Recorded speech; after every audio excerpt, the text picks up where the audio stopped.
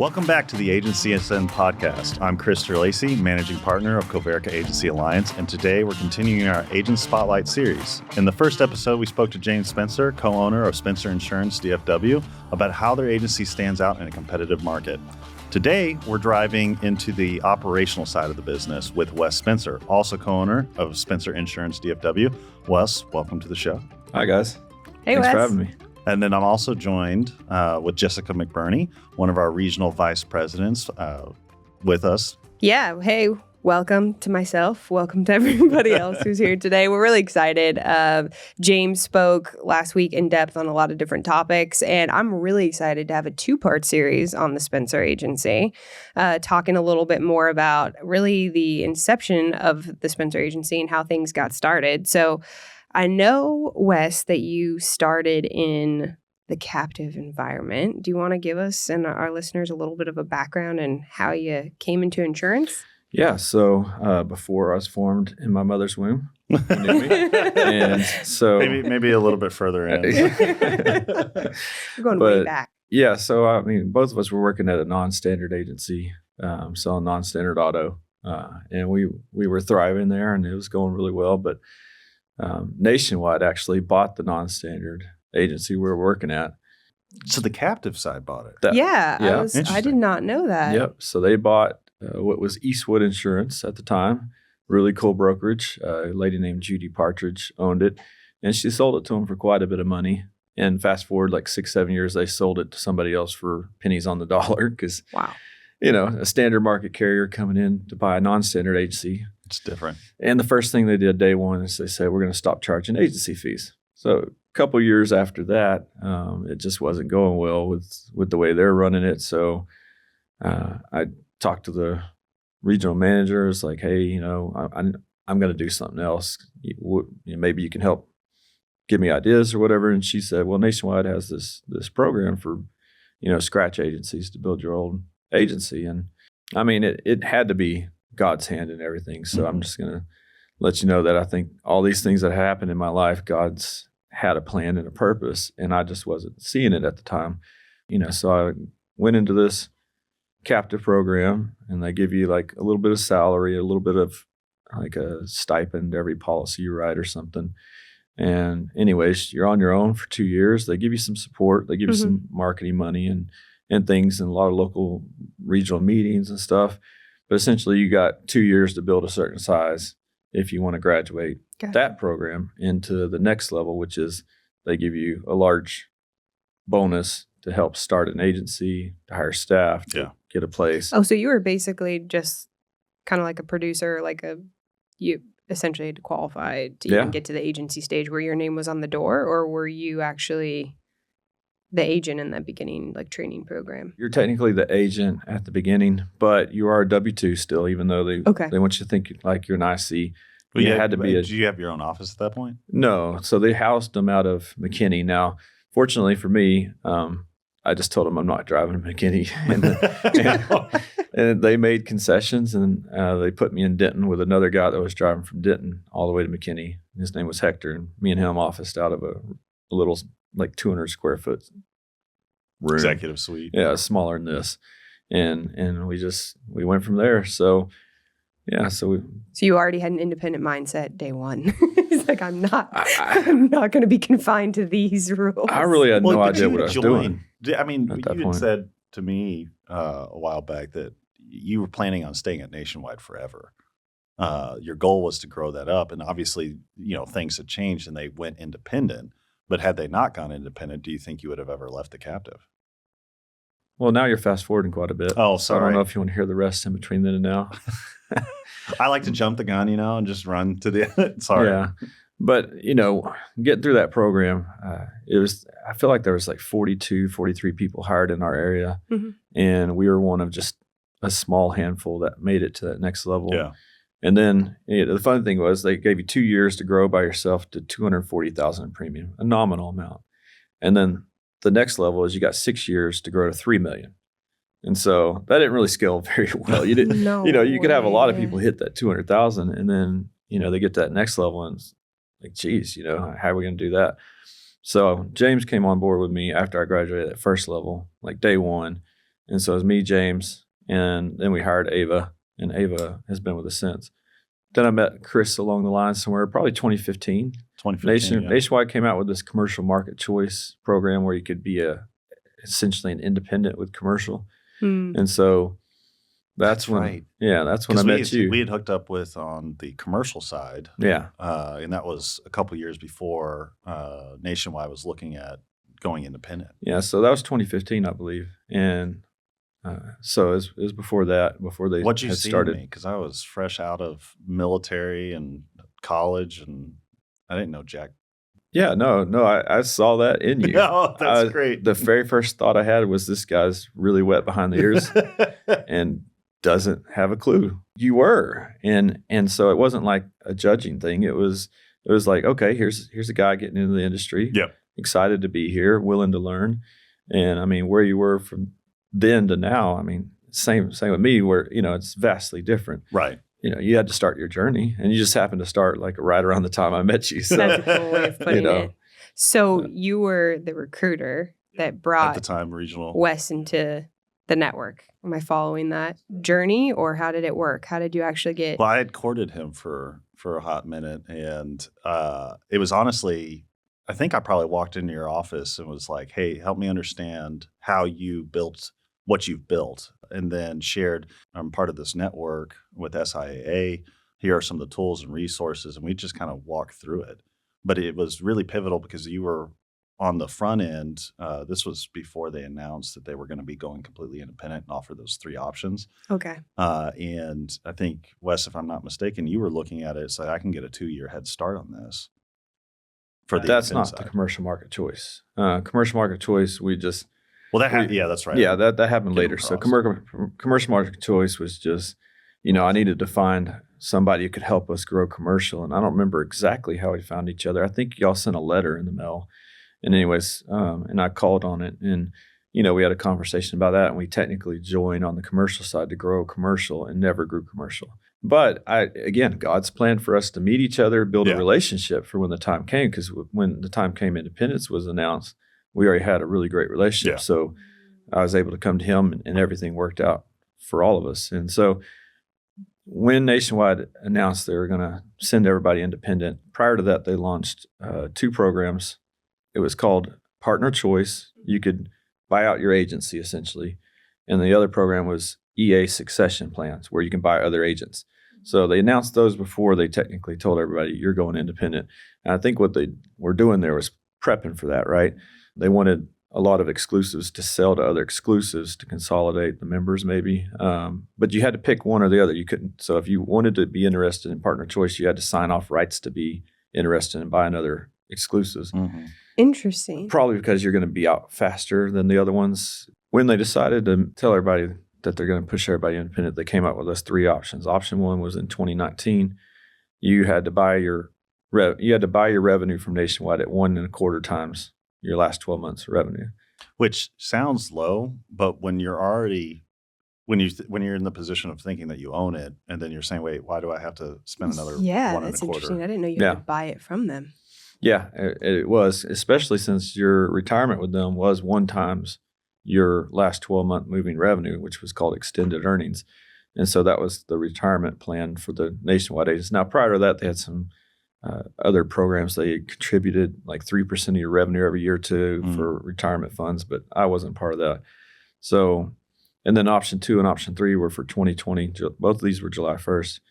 And option 2 and option 3 where they just gave you your book and sent you a 1099 for you to report to your taxes on the value of that. And one of them was 70% of the value and one was 35% of the value. So those ones, you only paid the taxes on that. You didn't buy it at 70%. You paid the taxes on 70%, which worked out to like 25% of the value is what you ended up paying in taxes to the government. But you got to own your book.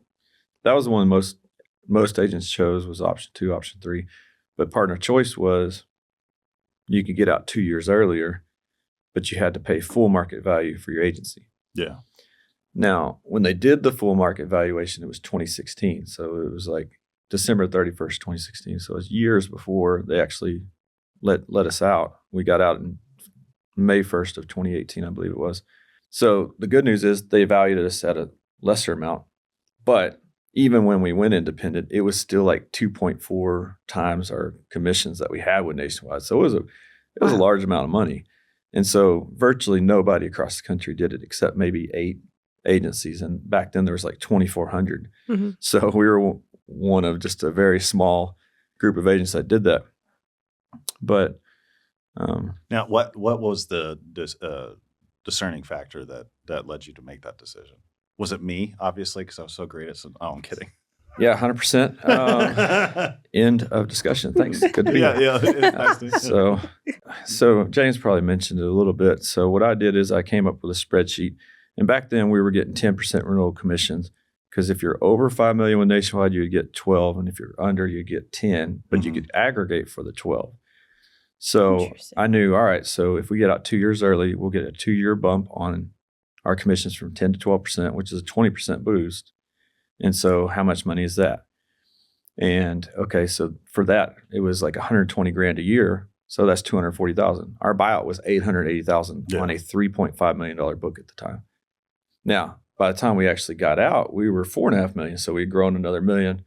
But, that's a lot of money. Mm-hmm. So I looked at that. Okay, well, that's $240,000 of it. Okay, that's a good chunk.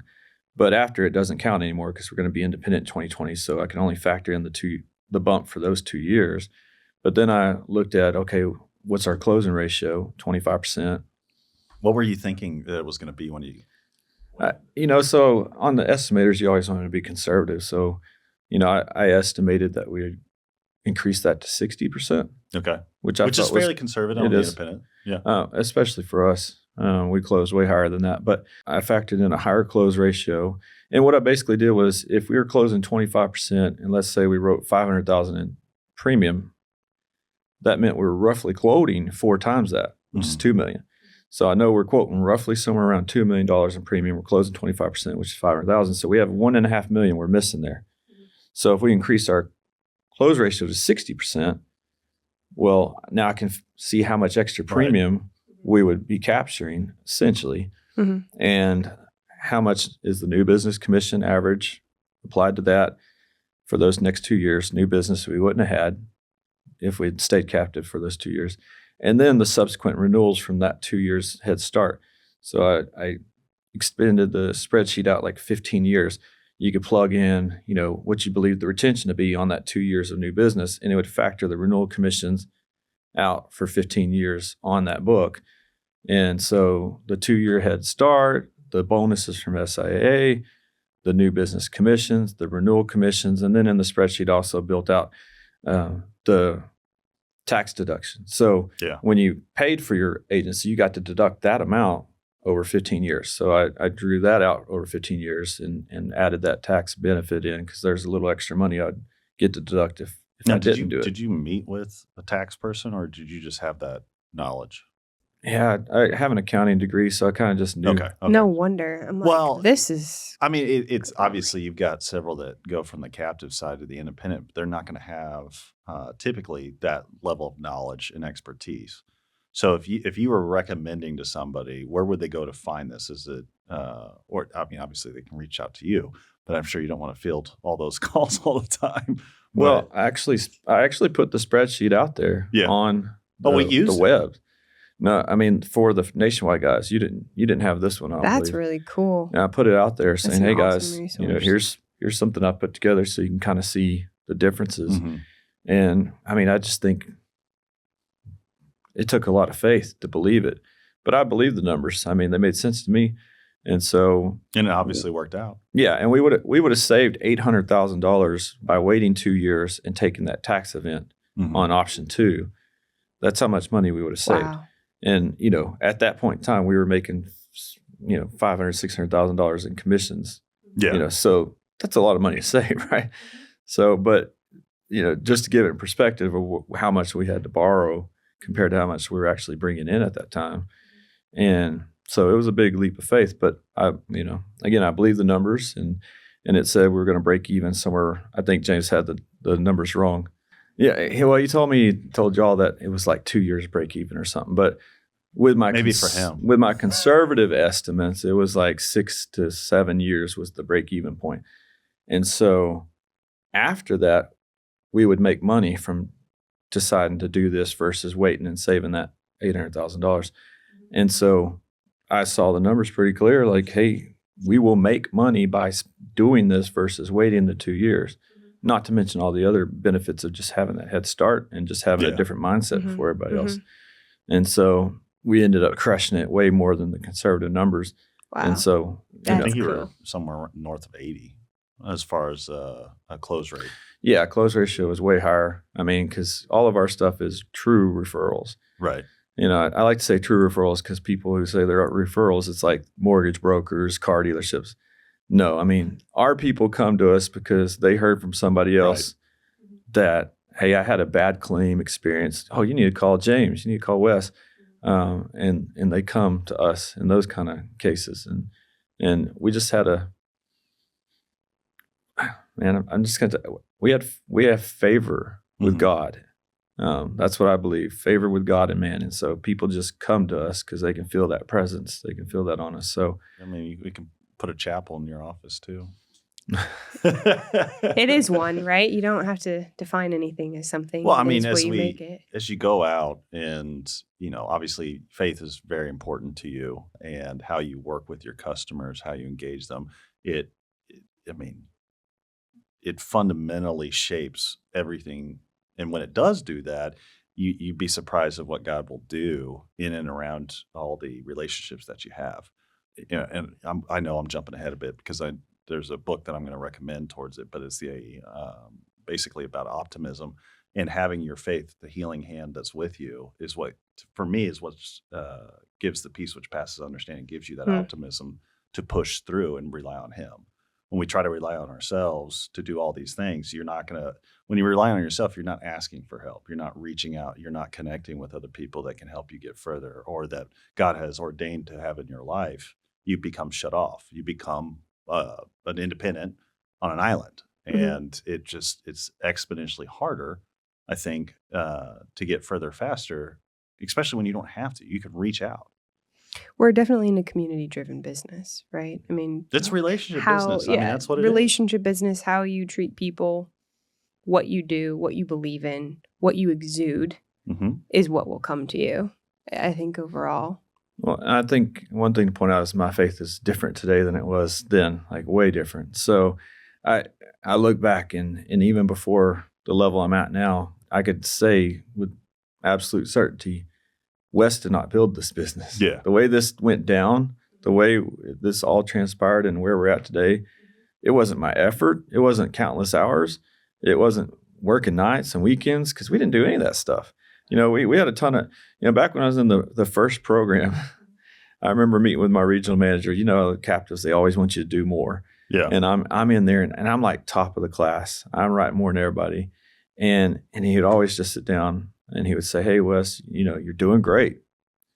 What can I get you to do more? And I'd say, well, if I work more than 15 hours a week, I could probably do more, but I'm not going to. And he would just shake his head. He'd get so mad because, they want you to crank out more. But at that point, I'm not getting. Well, what's the why behind it, right?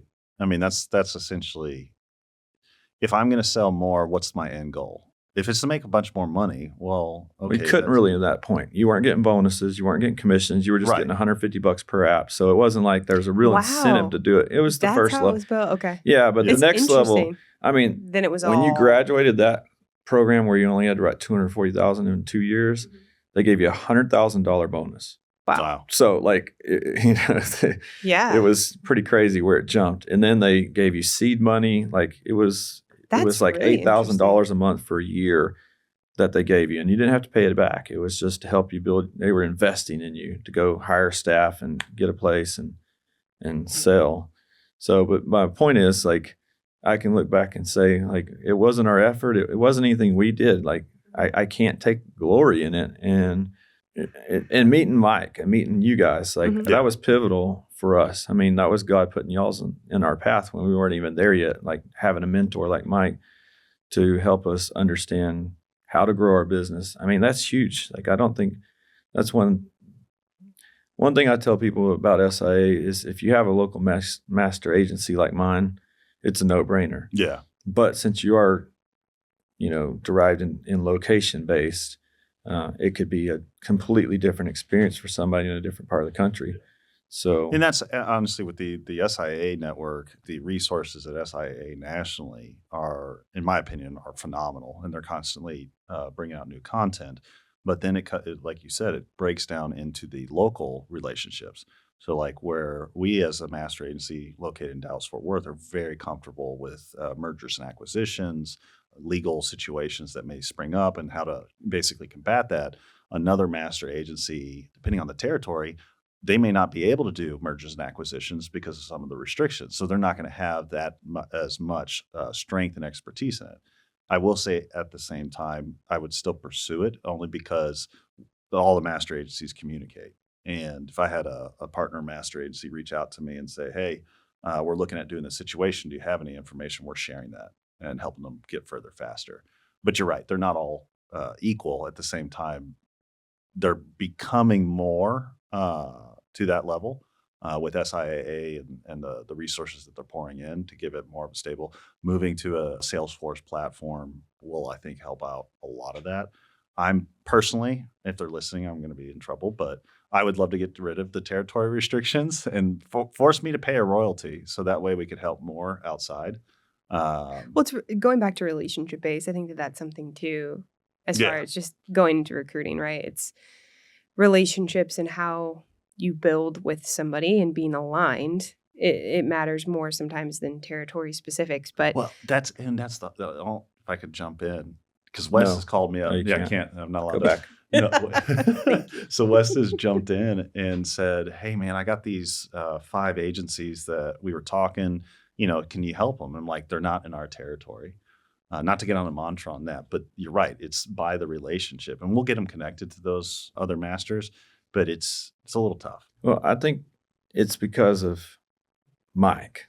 To me, like everything here is because you have a man that finally said, all right, God, your way, And so having him as a mentor, I tell people when I talked about SIA all the time that him and his influence is the reason why we're able to be where we're at today. I mean, you're stewarding, the provisions God has given you. And that's parallel to Mike's mentality as well, where he's saying, okay, God, this is your business. What would you have me do? How can I push? What do you want me to see? What do you want me to do? And likewise, if we all view our business models in that way, greed isn't part of it. It's just, okay, I want to make profit so that way I can take care of my community, take care of my family, as well as take care of the lives that we come in contact with.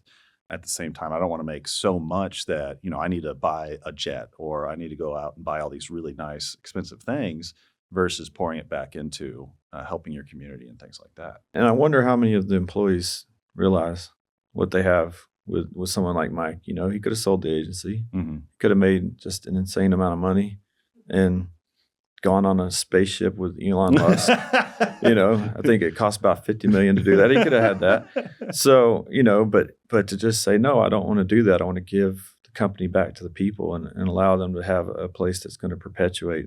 Yeah. I mean, that's why I say it's a different experience. Yeah. And I'm prideful, hopefully in the right way to use pride, that I get to be a part of this master agency. That's cool. So it's not a knock on the rest of them. It's just, it's more of a praise on, the kind of people y'all are. I mean, not everybody has their ethos like you and the company's tied to scripture and biblical based principles. I mean, obviously God's with you. So I think that is really powerful, Wes, and that's really cool to hear. And obviously this is a very unscripted conversation, and I haven't heard that before, but I can just speak from a different lens of being here for I think I'm going on 7 months or so, but this is a very different environment. I mean, just being in the building, meeting the people, seeing the resources and the support.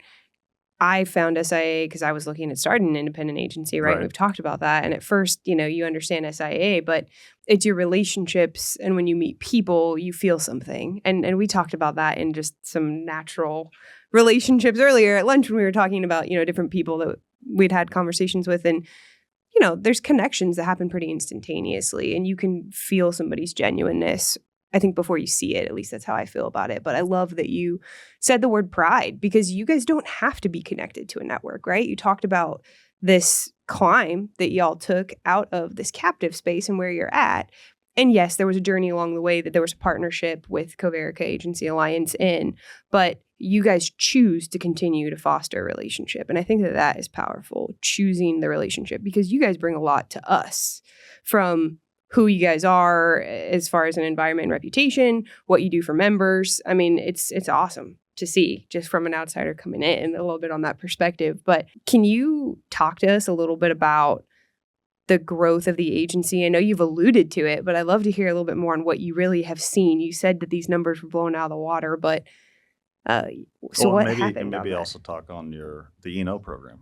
Yeah, you built that. That's huge. Well, that's definitely a big thing, and that's one of the huge benefits I try to tell people about SIA is like when you got a guy like John Sutter in the company who you learn pretty quickly you don't know anything about insurance, and so I'll have people asking me all the time, man, how'd you come up with this idea, and how'd you build this E&O program? And a lot of my clients, they want to do stuff like this, and they see what I've done.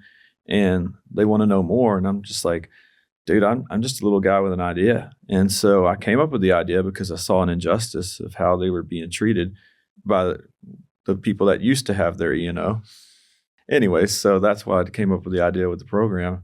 And I came to Mike and said, Mike, here's my idea. And Mike said, hey, call John Sutter. And then John Sutter says, hey, I got this guy over here that can help you with this, and let me introduce you. And wow. Next thing you know, we have an E&O program. We have hundreds of agents in it. How cool. Yeah, it's been real cool. We're 7 years into it too. So, and that's been really awesome. Yep. So, but yeah, I mean, when we went independent, we were basically 5% commercial. I mean, maybe even less. We had probably 200,000 commercial. Yeah. Mm-hmm. And now we're pushing $4 million in premium. Wow. And we only hired one person since then. So it's not like that person's relatively new. Yeah, and he's been with us. He's growing like hotcakes right now. Right? Yeah, another thing was just figuring out strategies on how to grow commercial, which I have some strategies that if I can almost plug and play how I've built it with Steve. Scalable. Yeah, I can almost just go hire anybody that can sell but doesn't want to drum up their own business. And give them the blueprint of how to build a book like his now at this point. Wow. Yeah. That's pretty powerful.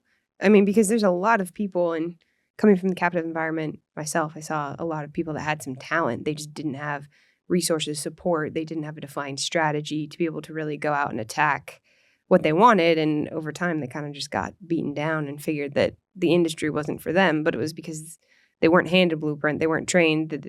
And I think a lot of people are thrown into the deep end, right? But that's a really important part of resources to your team. Well, I mean, it was something we had to learn. Like the first 8 months of Steve being there, he's a great guy, great closer, loves people. People are drawn to him. He refs basketball for fun on the side. He makes money doing it, but he does it for fun. And so he's a popular guy. Like everybody loves him. But I think the first 8 months he was there, he maybe wrote 40, maybe 50,000 in premium. Oh, wow. So it wasn't going very well. Yeah. And then finally, after some research and figuring out how to select different vendors for this stuff, which I don't really want to go into here, but I can talk later with people one-on-one. We came up with a way to utilize certain vendors for leads, and they're very pricey leads. It's not, because I never liked leads, and leads never worked out. But you had to spend $25,000 minimum a year. And so most people don't do that. They probably stop there. Just like the SIA, they'll stop. Well, they won't go into the research of why it's worth it, Yeah. And so I did. And I'm like, my thought process, if it's $25,000 guaranteed minimum spend, there's got to be a reason, right? And so, but after, just starting out the first 5 months, I remember it was August to the end of December. I mean, he brought in like $60,000 in revenue. Wow. Not premium, like between agency fees and commissions. And then, it just. That's a turnaround, a heck of a turnaround. Especially commercial. So. Strategizing and following through with the plan. I mean, seems to be your MO there, Wes. Well, and his at the end of last year, his 12 months moving revenue was over $300,000. Wow. and he'd been with us, a little less than 3 years. So not too shabby. No, not at all. Let's No. replicate that. Yeah, no, that's what I'm saying. Anybody out there, 972? So as you look at kind of the space that we're now obviously moving out of the hard market, going into more of an open market. Commercial still more open, although property seems to be a pain in North Texas. Hailstorms and everything else. What are some of the things that you're looking at for this year and or the following that you really want to target as far as growth opportunities or like how you're scaling your business forward? I mean, that's a great question right now. Real quick, I'll touch on one thing about commercial. One of the things I got from your dad, or at least from just meeting with him, that I felt like he was leading me to or helped lead me to was that, we started looking at what's the business people don't like writing. Mm-hmm. What's the business people don't really know how to place. And so that's one of the areas we really thrived in. So I started thinking about what commercial accounts can we go after that are hard to place. Yeah. Mm-hmm. Because, if you call 10 agencies for a personal auto quote, 10 are going to give you a personal auto quote.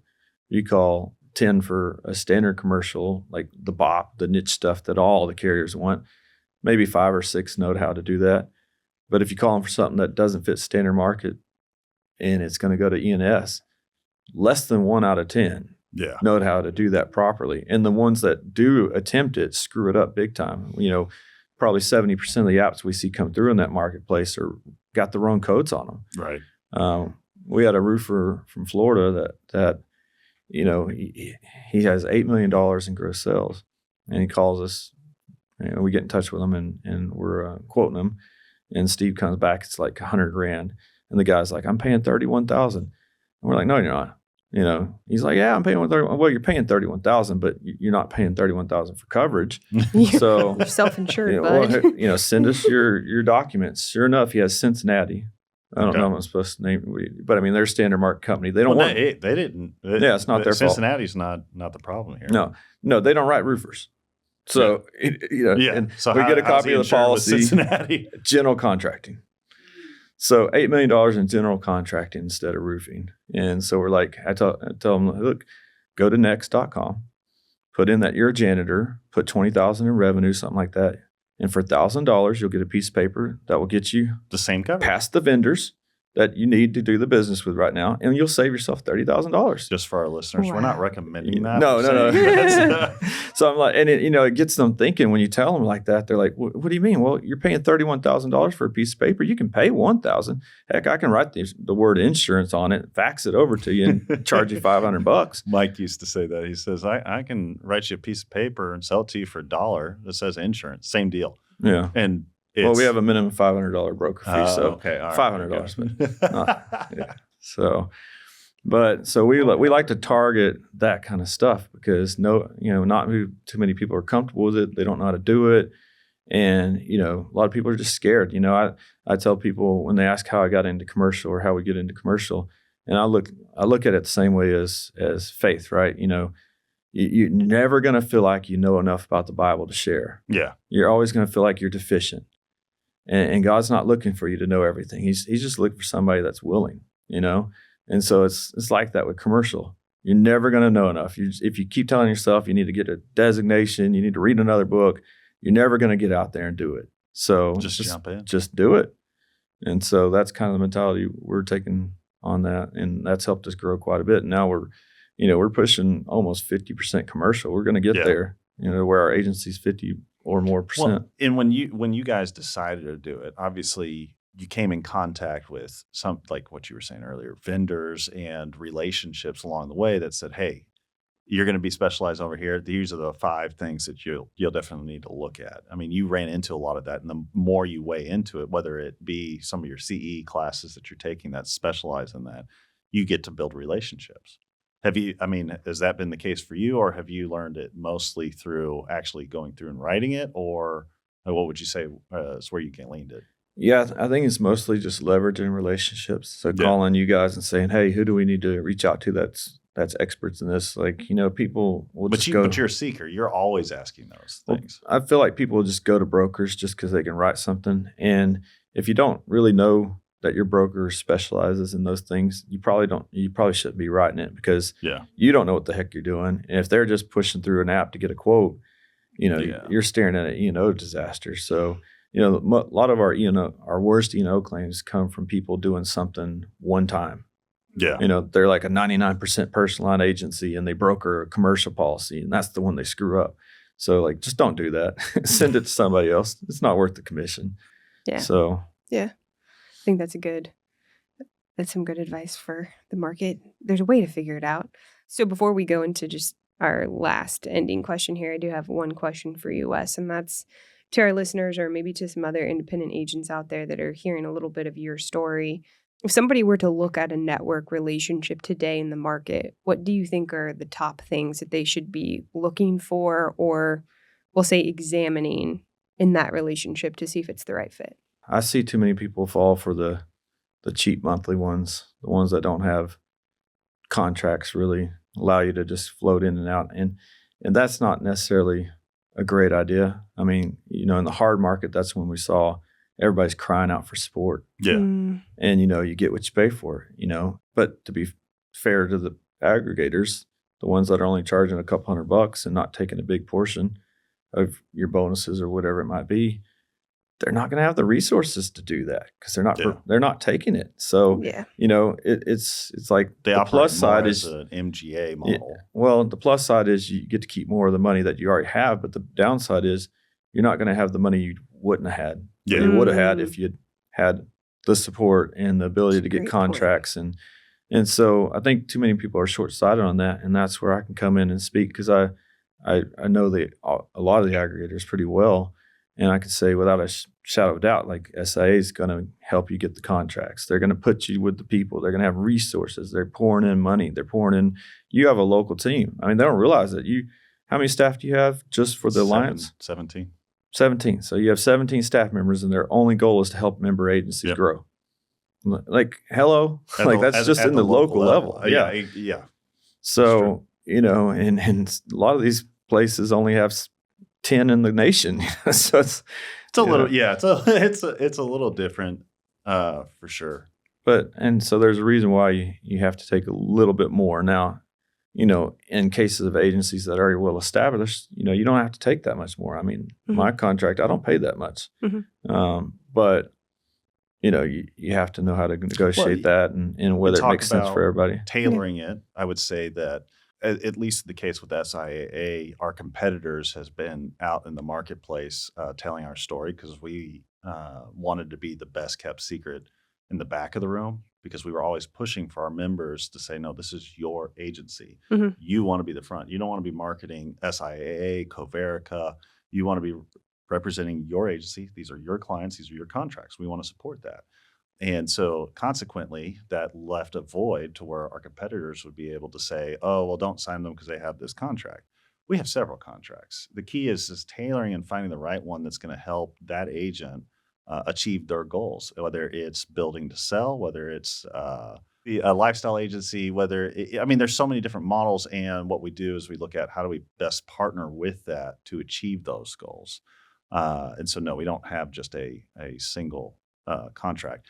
But even I would say, every network or even every group has different strengths and weaknesses. And so it's really understanding what it is that you want to accomplish and figuring out which relationship is going to be the best. Obviously, I'm biased, but I think we turn away more agencies than we accept. Well, yep. I would say I think true. that it's just people don't understand how to do math. It all comes down to the numbers. Well, I don't really think there's a weakness in my contract with you guys. I don't think there's anything that these other ones would give me that I could get better. So a lot of times, I'll hear them say, well, SIA takes a bigger portion of your bonuses. And that might be true. Like the national takes roughly 50% of national bonuses. You only get about 70, 30. I know, but 30, locally, we only get about 50% of our national bonus, because national takes 30%, local takes 30% of what's left, and we get 70% of what's left. It works out to 49%. Yeah. So, a lot of times people say that, well, they take a bigger cut.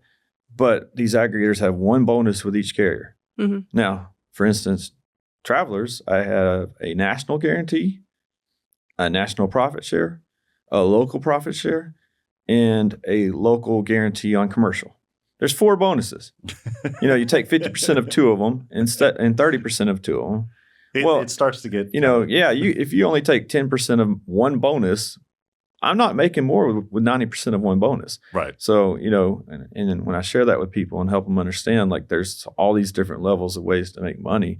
I mean, I made like 6 points on my travelers book this last year. It's a stupid number. And that's fair because we don't really market that. Yeah. Because, our mentality is build a profitable book. Let's help you focus on that. Treat those things as icing on the cake as additional revenue that you qualify for based off the size and scope of the network or aggregator. And so you want to be able to leverage that. But not all of them are the same. I mean, we've got a new competitor in this space that touts they're much larger than us because they merged with an M&A shop, but they only have 600 members, whereas we're sitting at 6,000. That's all on the network side. I would say if you really want to get down to brass taxes, have the networks come into your office and compete. Have them negotiate against one another. I have no problem doing that. That actually sounds adventurous. Okay, for another another network. And I haven't Are you found ready for a show? I haven't found it. No, I haven't just like found that, Jerry Springer's coming out of retirement just to do this show. That's awesome. We're going to be busy the next couple of months. That's what I just got from that conversation. I'm excited. I was on a debate team in college, so I mean, it's like there we go. Well, and that one you're talking about, I know who they are, and I tell people that have them, that they just got into the aggregation business. Yeah, they just bought into it, so they're nowhere near the I actually office, have a former the member support that just left us for them, and then he wants to come back and sit down with me at the end of this year just to see what the compensation looks like, because he's sitting there. He goes, I don't get support. I don't get these things. And it's like, okay, well, I'd be happy to sit down with you and let's have that conversation. I mean, he didn't know. He thought the grass was going to be greener. Then he gets over there and realizes, no, it's the same. It's just they don't have the There's less people. Well, there's less people, but there's they less didn't. Deals. They haven't built the. I mean, SIA has been around for over 30 The years. infrastructure's not in place. Right. The local support's not there. All the branches of opportunity. Will they get there? Time will tell. Yeah. Yeah, I mean, I think they have the right people backing them to potentially get there. But I mean, are you willing to wait 10 years? And how much could you have grown in those 10 years while they're figuring that out? What does your agency need now? And where are you trying to go with it? Are you asking that question, or are you just? Well, I'm just saying. I'm saying that as far as like if I were somebody that we're looking at, right? I'm kind of trying to echo what I believe Wes is saying. So, obviously, correct me if I'm wrong, but I think it comes down to, you're an agency owner today. You're building and you're scaling your business today. So, what can you get and what do you need today? But to all y'all's points on, maybe some of the things we have that other networks do. I'm fully Texan now. Yeah, is that what that means? That naturally just occurred. I approve that. But I think, we've talked a lot about it going back down to relationship. And you could have the truth is you could have a lot of resources and support somewhere, but if you don't feel like you have a connection with the relationship to be able to harness those resources and support, are you really getting what you need? I guess is kind of the bottom line. So when you talk about us not maybe contracting with everybody that we talk to, part of that is somewhat by design, right? Because at the end of the day, to your point, Wes, if you didn't have the connection with Mike that you had and the mentorship, if Chris hadn't been genuine enough to say, I know nothing when he was trying to recruit you, right? Those things come out. And I think that if you don't have the relationship where you feel like you could walk in and get that from the people on our team, even if we touted all these things we had, would it have been as successful? No, I mean, we kind of realized how much we got off track a few times here. Because going back to John Sutter, like, if you want to build like a program or come up with a fun idea to do, I mean, all these different things inside insurance that you don't even know exist till you talk to guys like that. And it's like, wow, I mean, if you wanted to do something like that or even had the thoughts of that, you're not going to be able to do that on your own. You're going to need those kind of people that have done it and have built it and have the success. And so we're already looking at what's our next program, and we're talking about 2 different things right now. Cool. That, expanding E&O to a different market and then also a property program. And so we're actively just trying to get that going. So, and I think we'll succeed at least in one of those for sure. But But I mean, or both, and then you're going to be both. calling me up, going like, I need more people. Yeah. So I mean, it's just there's just so much to do in this world, and I feel empathy, or I feel sad for those agents out there that are just so okay with just being okay. Mm-hmm. And for me personally, I mean, I wasn't always there either. And just recently, I've really had the aha moment of why, or now that I want to grow the agency, because Mike always says, I think good is the enemy of great, meaning like our agency's good. I mean, you know, it's like the difference between excellence, greatness, and pursuing that versus just staying at. I mean, in other words, like instead of just being mediocre, comfortable. I'm not mediocre. Like, good. You know, we handle over $2.25 million of premium per head in the office. Yeah, that's pretty nuts, and that creates a comfortable environment for me where I'm making a good amount of money, and like, so why do I need to grow? You know, and so that's kind of, and that's where me and James have butted heads for many years, because he wants to grow. He wants to be more like Mike. And I'm just like, man, we got such a good thing. I don't want to mess that up, right? And it's painful, right? I mean, you have to. Well, yeah, trying to get people in there, find the people, and, you know, and mess up that $2.25 million per head, you know. Mm-hmm. So, but just recently, like, I mean, I know your listeners are going to probably get sick of hearing God. Maybe they're not. But just recently, like, Mike shared a story about a couple of dudes that took over a company from their parents, the crane construction company or whatever. Yeah. And essentially these two guys, when their parents decided to get out of it, said, hey, we're going to make this about God from day one. And they set a salary at a certain very reasonable amount. Yep. I mean, it was very small compared to the size of the company. And over the years, they grew this thing to over $400 million in revenues. Mm-hmm. And they said, we're giving away 50% every year of our profits to God. And the other 50% we're sewing back into the company to grow the business, to ultimately give more money to God. And so, I mean, these guys were taking like less than $200,000 in salary each, and they had hundreds of millions of dollars. And, you know, and they didn't even sell the company. They gave it away. Yeah. So I thought, well, you know, I'm going to hear, well, it's because they got such big equity in the company and they know they're going to sell it. No, they gave it away. And so I hear that story and I'm like, I want to do that. So now, like, I've got a fire lit that just came like in the last month or so. Like, now I have a purpose to grow my company, because I want to do exactly that. I want to set an amount. That's it. And anything over that, 50% immediately is going to the kingdom. 50% we're going to grow the agency. So that's really cool. So awesome. I just finally have a purpose in my life to grow the company. Just finally. And now I need to lean on you guys to help me figure that out. So you've been helping me with contracts for producers. That's been very helpful. So, but yeah, I mean, that's awesome. I got the right people in place, but I'm going to be leaning on you more.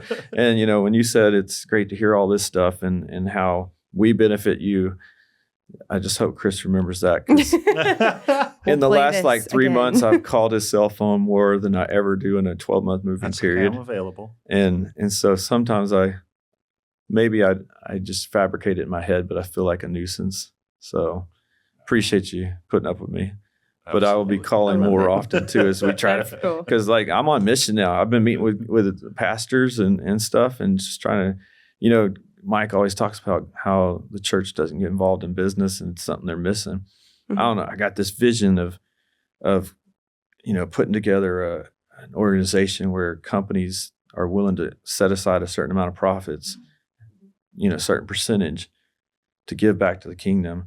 And if you're willing to do that, you're allowed to be in this group. And then you go to the church, and the church says, hey, you know, make it local. Like, okay, for this local church, they know that they have these business owners inside their church, and 2 or 3 or 4 are willing to become these kind of companies.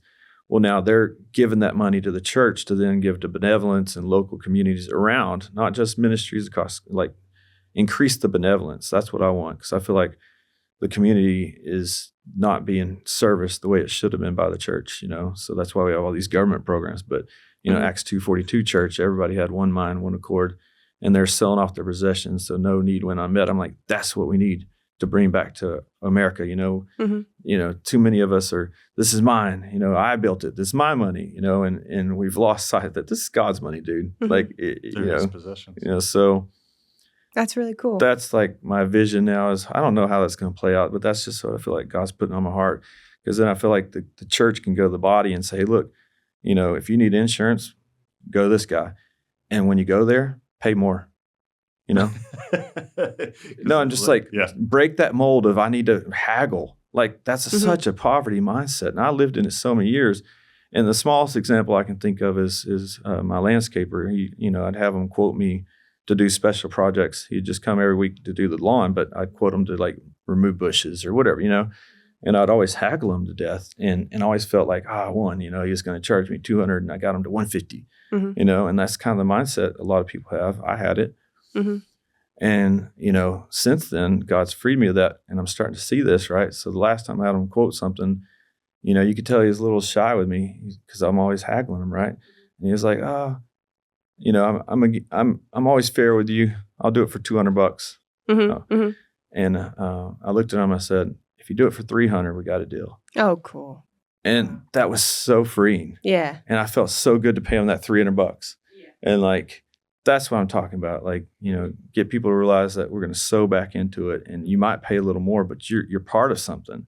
I think that is really powerful. And I love that, you came back to that. And I'm sure you feel a lot better walking away, being able to give him something rather than trying to feel like you tried to win something. I get like that too. My husband would second that. I have to win whatever the conversation is. So, well, Wes, this has been fantastic insights, and we really appreciate you coming on today and giving us more information. Before we wrap up, we have a tradition on the podcast of asking each one of our guest speakers if they have a book or a podcast or a quote, either a favorite or maybe something you're in the trenches of right now that you'd like to share with the audience as a go-to. So I'm going to chalk out again to the Bible. We got 1 Corinthians 16:13. Just heard it today. It says, be on guard, stand firm in your faith, act like men and be courageous, be strong. Let everything you do be done in love. So that's it.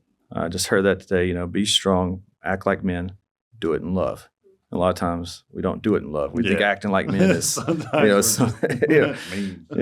being mean, nasty, so do it all in love. That's beautiful. And I will, now I haven't read this book. However, I got to listen to the guy speak. Very honest. Yes, I know. I got to hear this guy speak at a traveler's leadership meeting. And it was Learned Optimism, How to Change Your Mind and Your Life. And the author is Martin Seligman. And he basically goes into the power of optimism. And I mean, he's got case studies with MetLife, with several other companies, of how they're taking that a optimistic salesperson, somebody who has, I would say, the peace that passes understanding or has a positive outlook because they're connected with the Lord, how much better off they do in sales. It's a different mentality altogether than saying a pessimistic view of what you're going through. And I'll say one more thing about it because I was very fascinated with this deal. I mean, in this world and society that we're in, everybody's looking at how terrible it is. We got these issues, all these things.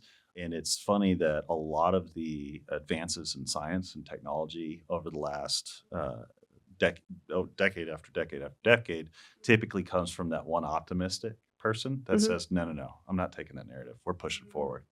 And so it's story after story of some of those things. But that would be my recommendation. I love it. Well, and I got to read it too. Positive, fantastic insights. Maybe that'll be something that we all read as a team next.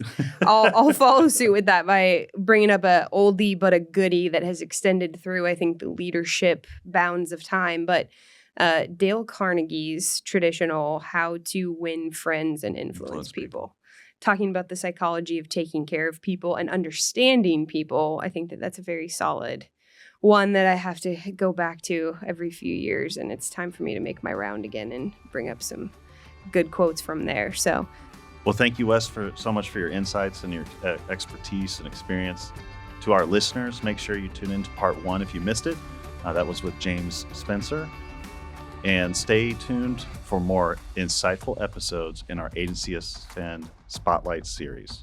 Until next time, keep growing, keep building, and keep ascending.